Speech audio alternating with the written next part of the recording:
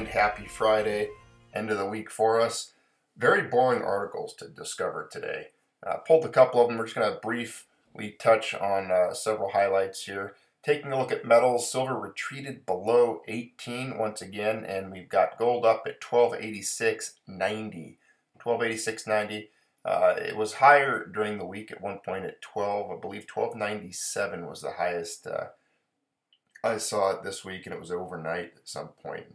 We already discussed that, but it since kind of came back from that, and it's been just kind of bouncing around in these high 1280 region. Gold steady as investors turn cautious ahead of the French polls. As you know, there is a French election coming. We'll see what happens with that information. Gold prices treaded water on Friday as investors awaited the outcome of weekend French elections and possible announcements about tax cuts in the United States. Spot gold was up 0.22% at 1284.13, on track for its first weekly drop in 6. A quick look at the fiat leper with the most fingers left, 99.942 on the US dollar. You can see that the dollar dipped there earlier in the week, corresponding to those rises in the gold price. And it has since somewhat recovered from those earlier lows and been inching its way upward once again. But overall, we know where it wants to go. Central bank liquidity supernova, still best explanation for bond stock market gains, Bank of America. Central bank asset purchases hit $1 trillion year to date. Bank of America Merrill Lynch. Here's chart 1 showing central banks have bought $1 trillion in assets year to date. Take a look at that. This exceptionally boring read comes to us from William Watts, Deputy Markets Editor. Quantitative tightening? Oh, please. Central banks, courtesy of the Eurozone and Japan, are still buying financial assets with both hands.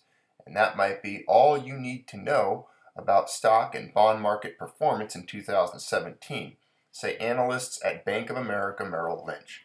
The fact is that monetary authorities have snapped up a record amount of financial assets in the year to date, the analysts noted in their weekly Flow Show note, published late Thursday. That's despite all the focus on the Federal Reserve's plan to begin winding down its balance sheet and speculation the European Central Bank could be nearing the end of its bond buying spree. The ECB in December extended its bond buying program to December 2017 from March, but said it would reduce the size of monthly purchases from 80 billion euros, $85.6 billion, to 60 billion euros beginning in April. There's several articles out regarding this information. Here we have one from Bob Bryan, The $1 Trillion Flow That Conquers All, explains everything happening in the markets.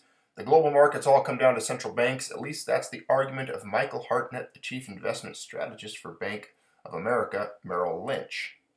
Here's what jumps out at me. Put another way, the $1 trillion in bonds and stocks bought this year by central banks, like the ECB, the BOJ, and the Swiss National Bank, puts purchases on pace for $3.6 trillion in buying this year, the most dating back to the start of the global financial crisis in 2007.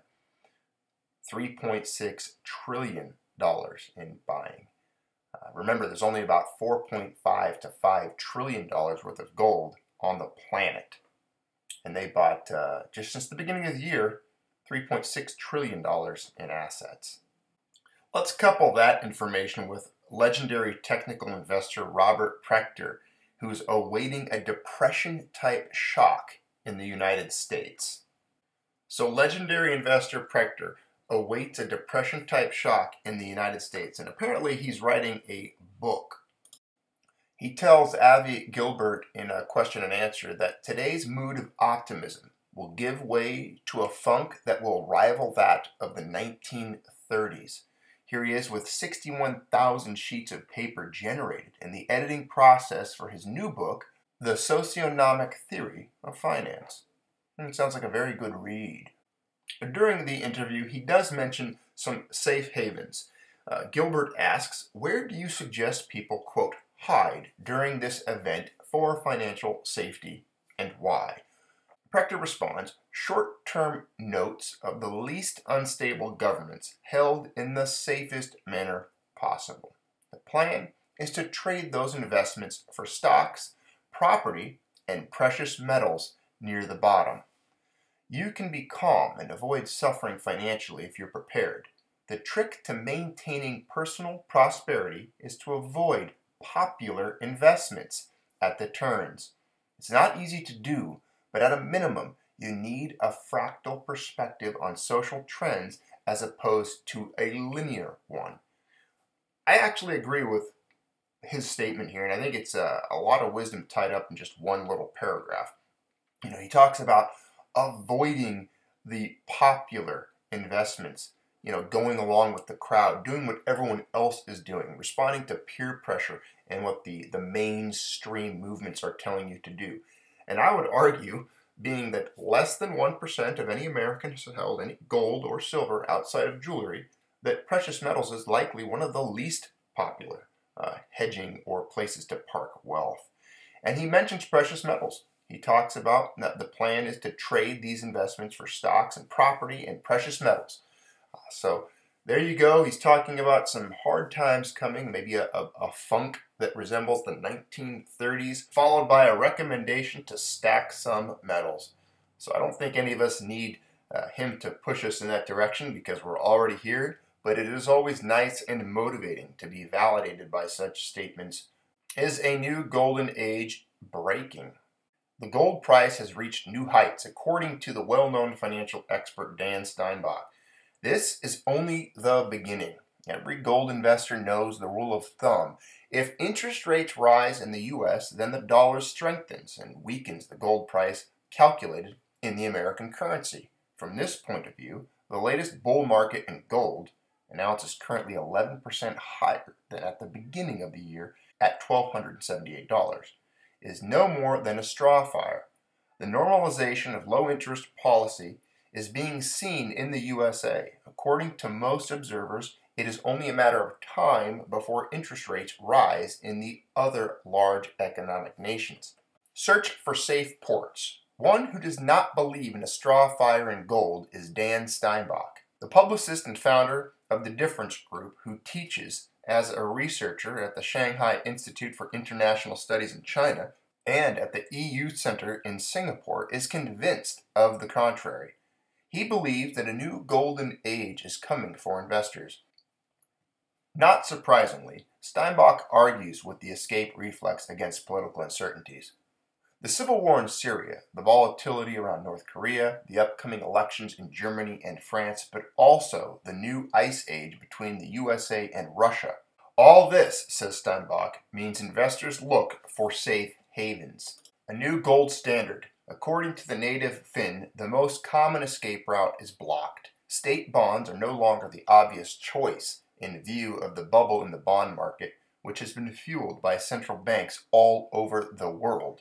Steinbach, on the other hand, finds the precious metal much more attractive by virtue of the fact that it has been subordinated in many portfolios and undervalued in numerous key currencies.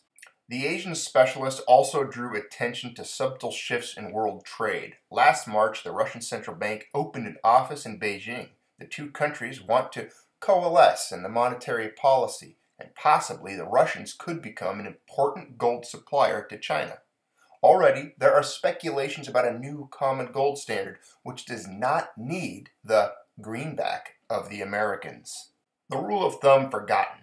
This comes from the fact that gold is no longer viewed only from the dollar perspective. According to Steinbach, 90% of the demand for physical gold from outside the Americas already comes from India and China. In the currencies of these countries, gold has made a better return than in dollars. To draw his conclusions is easy, says the financial scientist. Anyone who only follows the old dollar rule of thumb misses the potential that gold offers to investors from around the world. And the International Monkey Fund warns of dangers of enacting fiscal stimulus as credit cycle worsens. This is from Steve Goldstein. The ratio of earnings to interest payments is worsening. Look at that worsening credit cycle ratio of EBIT to interest payments. There are some $4 trillion worth of companies at risk if the United States plans for fiscal stimulus are enacted but don't significantly boost the economy, the International Monkey Fund warned Wednesday. The International Monkey Fund's Global Financial Stability Report finds improving conditions relative to last year's issue, but the international agency considered what would happen if the United States proceeds in tax reform and deregulation. The International Monkey Fund considered a situation where there's a 10 percentage point reduction in effective corporate tax rates, the expensing of new capital expenditures, the removal of the tax deductibility of interest expenses, and a one-off repatriation of retained foreign earnings. Well, International Monkey Fund, this is our country, and your opinion is invalid. Well, that was some interesting news to go over and digest for today. Hope you guys found it interesting and perhaps even motivating in your continued endeavors to stack cold, hard, precious metals in your major portfolio treasure chests. But let me know what you think. Pop your comments down below. Don't forget to like, share, and subscribe. Journey by the Junius Maltby blog at juniusmaltby.blogspot.com. And if you wish to, go by the subscription link down below and click the little bell for notifications. That way you can participate and be a part of any of the live broadcasts where myself and others in the community get together and randomly discuss randomized random subjects on randomnimity. All right. Have a good evening, good afternoon, wherever you are on the planet. Have a good day.